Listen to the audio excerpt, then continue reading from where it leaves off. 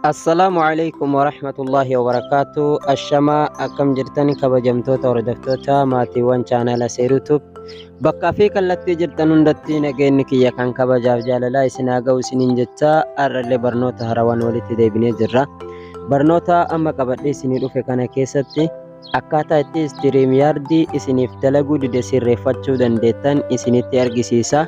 Namoonni chaanala kanaaf haarawaa taatan sabskraayibii gochuudhaan akkasuma laayikii gochuudhaan hiriyoota keessaniif sheerii gochuun na jabeessaa isiniin jedha. Gara barnoota isin dabarsaa na waliin turtii gaarii.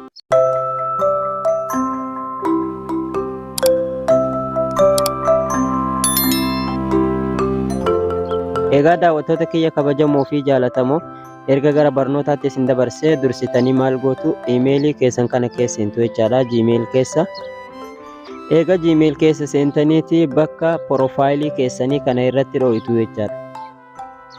Sana booda iimeela irratti banuu heddan sana asirratti deeffattu jechaadha.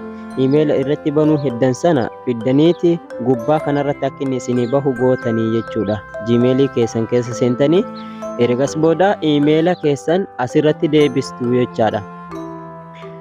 Erga iimeela asirratti deebiftanii geessitanii erga iimeela achirratti deebiftanii keessaa baataniiti kiroomii keessa seentuu jechaadha. Isinii gala jedheetinii yaada. Kiroomii keessan keessa seentanii erga kiroomii keessa seentaniiti bakka sarchii tana irratti gadhooytanii jechuudha.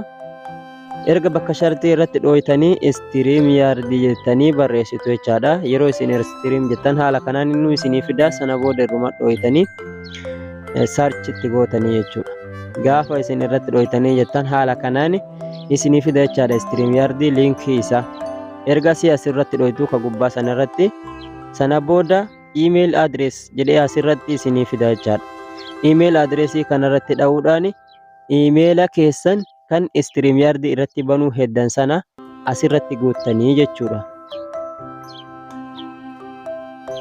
Haala kanaan iimeela keessan osoo waan takka irraan hir'ifne qubee takka osoo hin dogongorre nama kinoo seeruu miidiyaa gmail.com jettaniini haala kanaan itti barreessitu. Isinii gala jedheeti yaada. Erga haala kanaan itti barreessitaniitti get started bakka jettu kanarra dhooytanii jechuudha. Gaafa get started irra dhooytanii achi isin dabarsaa gara koodii isinii erguutti isin dabarsaa jechuudha. Koodii isinii erga koodii isinii ergeetiniin jedhee yoo feetan koodiin kinoo gubbama kanarratti isinii dhuftii jechuudha. Koodii asumarraa itti guuttachuu dandeettanii jechuudha. Iimeela sana erga asirra deeffattanii amma koodiin kiyya isa kana koodii itti guunnaa jechuudha.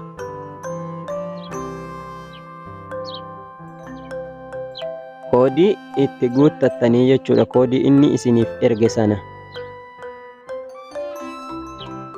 Koodii inni naaf erge amma koodii kana erga haala kanaan koodii itti guuttanii geessitanii log in bakka jettu tanarra dhooytanii jechuudha.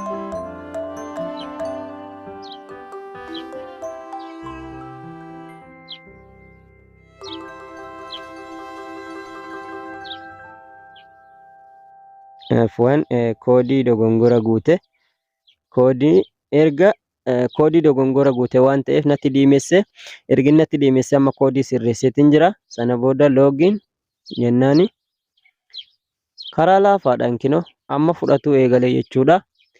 Achi nu dabarsaa jechaadha gara isteeppii taanutti. Sana booda haala kanaan bannaa jechuudha istiriimyaardii. Ergi inni haala kanaan isinii fide ammas jala kanarratti skip bakka jettu kana dhooytan. Skip irra gaafa dhooytan kallatti maani garan isin dabarsaa jechuudha. Erga inni garan isin dabarseeti maal gootu chaanal YouTube chaanal kan jedhu kana filattu. YouTube chaanalii erga filattanii ammas obsaan eeggattu. Akkaataa neetworkii keessaniitiin ga'anii shabakaan kiyya baay'ee dadhabaadha. Kanaaf akkanatti turaa deemaa jechuudha. Obsaan eegganna.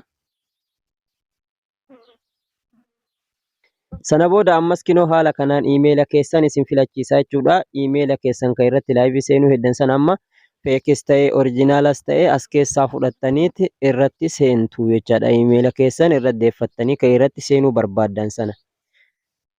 irratti daawwattanii ergasii haala kanaan kinoo akkaataa itti taayitila itti barreeffattan isinii fida jechuudha.